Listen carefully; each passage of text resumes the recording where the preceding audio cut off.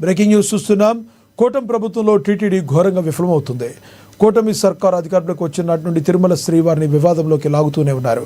తాజాగా టీటీడీ శ్రీ గోవిందరాజు స్వామి ఆలయంలో భద్రతా లోపం బయటపడింది.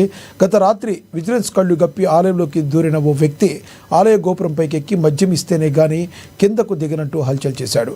ఈ క్రమంలో కళాశాలను పెకిలించే బెదిరింపులకు దిగాడు. అయితే పోలీసులు అతి కష్టం మీద అతన్ని కిందకు తీసుకొచ్చి అదుపులోకి తీసుకున్నారు. టీటీడీ గోవిందరాజు స్వామి ఆలయంలో స్వామివారి ఏకాంత సేవ తర్వాత ఆలయం మూసివేశారు. అయితే ఆ సమయంలో భద్రతా సిబ్బంది కళ్ళు గప్పి మద్యం మత్తులో ఉన్న ఆలయంలోకి చొరబడ్డాడు. విజిలెన్స్ సిబ్బంది చూసే లోపే గోడ దూకి లోపలికి చొరబడ్డాడు. నేరుగా మహాద్వారం లోపల ఆలయ గోపురం ఎక్కాడు. అక్కడ నిలుచుని 90 ml మద్యం బాటిల్ ఇస్తేనే కిందకు దిగుతానంటూ హల్చల్ చేశాడు. అది గమనించిన విజిలెన్స్ సిబ్బంది కిందకు రావాలంటూ బతిమాలారు. చేతిలో రాడ్డుతో ఆలయ కలశాలను ధ్వంసం చేస్తానంటూ బెదిరించాడు. దీంతో ఫైర్ సిబ్బందిని రప్పించి గోపురానికి నిచ్చెనలు వేసి తాళ్లతో బంధించి బలవంతంగా కిందకు దించారు. ఈ చర్యకు పోలీసులు 3 గంటల పాటు శ్రమించాల్సి వచ్చింది.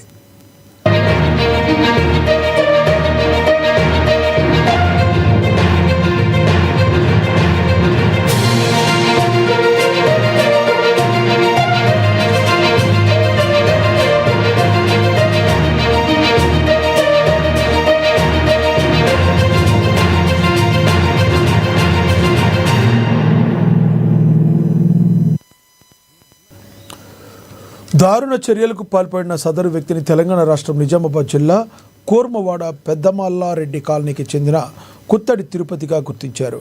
మద్యం మత్తులోని ఆ వ్యక్తి అలా చేశాడని ఈస్ట్ డీఎస్పీ భక్తవత్సలం తెలిపారు. ప్రస్తుతం అతన్ని తిరుపతి ఈస్ట్ పోలీస్ స్టేషన్కు తరలించి విచారిస్తున్నట్లు తెలిపారు. ఈ ఘటనలో ఆలయ కలశాలు పాక్షికంగా ధ్వంసమైనట్లుగా తెలుస్తుంది.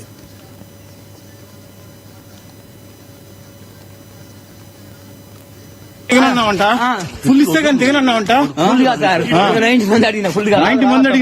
దేవుడిపైకి ఎక్కడం కరెక్ట్ కాదు కదా. తప్ప కదా, తప్పుకున్నట్టే కదా. తప్పుకున్నట్టే అటు ఎక్కడం కరెక్ట్ కాదు కదా. కాదు రే, తప్పుకోవాలి కదా.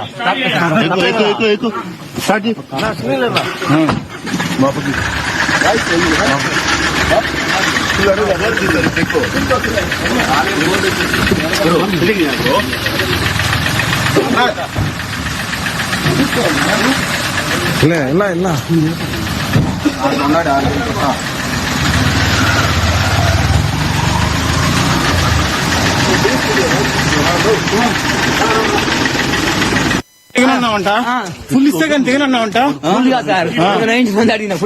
మంది అడిగినావా? దేవుడిపైకి ఎక్కడం కరెక్ట్ కాదు కదా. తప్ప కదా.